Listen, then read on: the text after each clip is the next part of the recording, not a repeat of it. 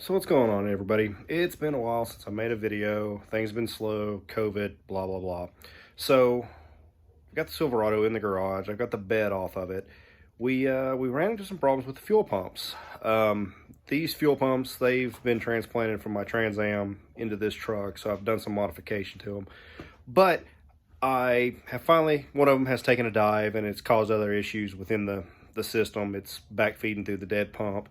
So I'll give you a little run through of kind of what's going on with it and show you what I'm doing to fix the issues and see what you think about it. So here is kind of the what's left of the original pumps and everything. Granted, I've cut some stuff out of it. Here's one of the pumps. I'm actually going to have to check and see which one of these pumps is actually still good. I've just cut the ends of them off. Other one down in here, bulkhead connector and such. Didn't really do anything to this basket to modify it other than stuff two big pumps in it. Didn't cut any holes in it or anything like that. Crew cabs are so nice because the beds are so short. So here's kind of what I've got going on. Factory tank, got a bunch of crap in it, it looks like. So here's my 8 feed that I have currently going to it, and right here is my return. You kind of can see that, and the Racetronics big wiring harness upgrade. Trick for these, this little tool right here, find the part number, that really makes things nice getting these fuel pump lock rings off. Had one at one time was just the legs, but this is kind of the upgraded version that has the tabs on it that help break it all apart and everything. But I will we'll take a look at the other pump, the one I'm putting together, and let you know kind of what I've changed on. I'm going back with the Walbro 450s. These are the 274s. I think they have like a 100-pound bypass in them or anything, but this is what originally was in the truck and in the Trans Am, and I had good luck with them, so I'm going to run them again. The hose for these trucks, that's a Holley part number. I'll look it up and I'll put it in the description and everything, but you'll need 2 of those because the install kit that they send that comes with the filter and little wiring harness and all that stuff, it doesn't fit. So what I did is I completely disassembled the whole bucket. I actually had to cut a little bit off right there to kind of make room for it. And then you pull all the factory fuel pump and everything out of there. Up top, like I said, the metal hat is off of it. And I've whittled out a whole lot of stuff right there so I can get, what fittings and everything I wanted to do.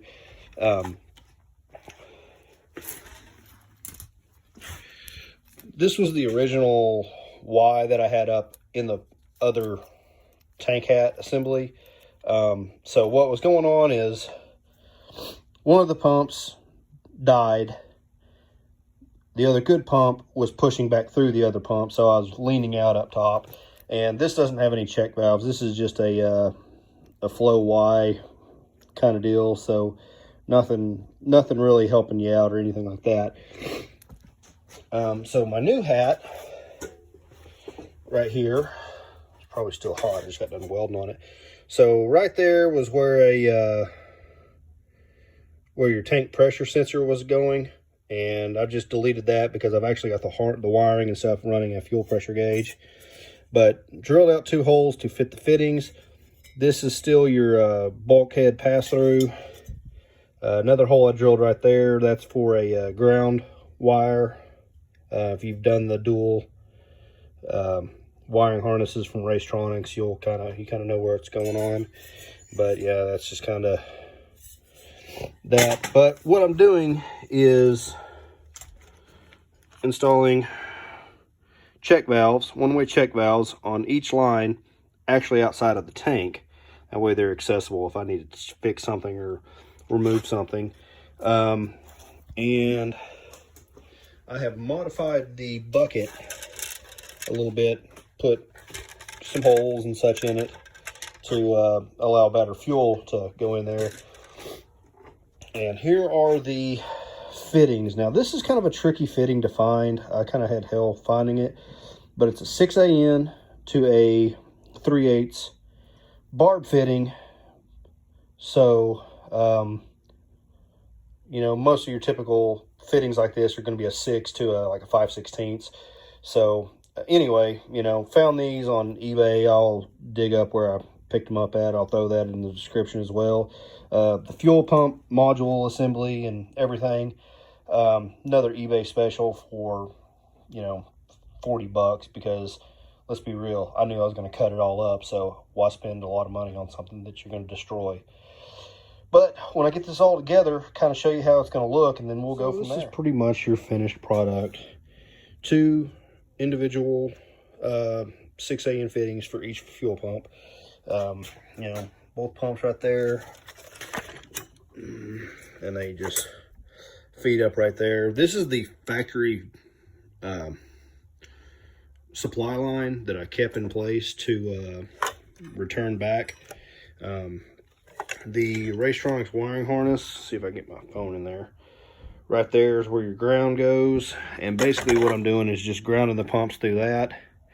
Up top, there's our ground again, our pass-through connector. So the 2 middle wires are your fuel sending unit. The red wire and the blue wire are the power wires to your pump 1, pump 2. This just pretty much bolts into the Racetronics harness. Let's see if I can, like I said, this originally came off at Trans Am. There's the part number for that, but it's been an outstanding, I think this is actually the intermediate part number, but this is kind of the intermediate harness. The rest of the harness has the relays and everything like that. But other than that, you know, like, it all fits together really well. I still got to put the arm on, but, you know, fits, tank fits, everything's snapped into place.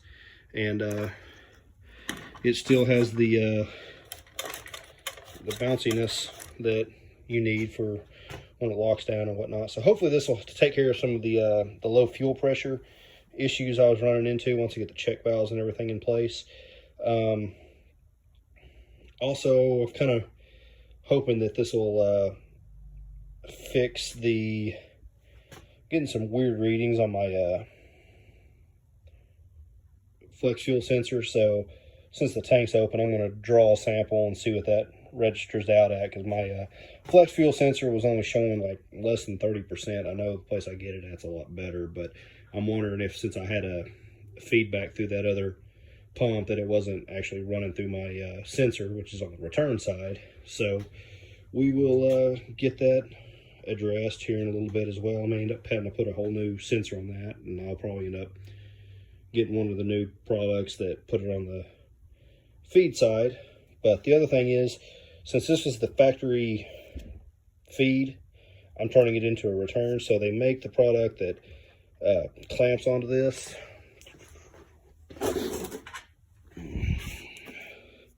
This is it right here.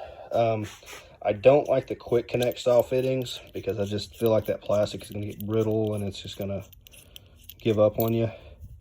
But this has a, you know, aluminum collar that fits on there, threads in. There's an O-ring down in there that helps seal it all up.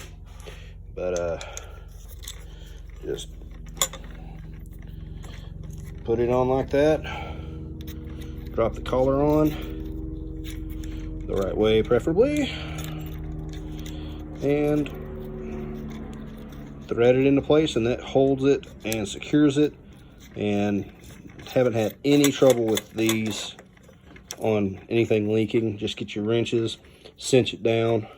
Like I said, no issues ever with it leaking. But on this, I'm probably going to go 90s off of this into some little short pieces that are going to go into those check valves, and those 2 check valves are going to go into a dual 6 to a single 8 fitting. And I'm waiting on hose to get in, and once that gets in, I'll show you that little harness. But I'm going to go do some checking on some stuff, and I'll catch you next time.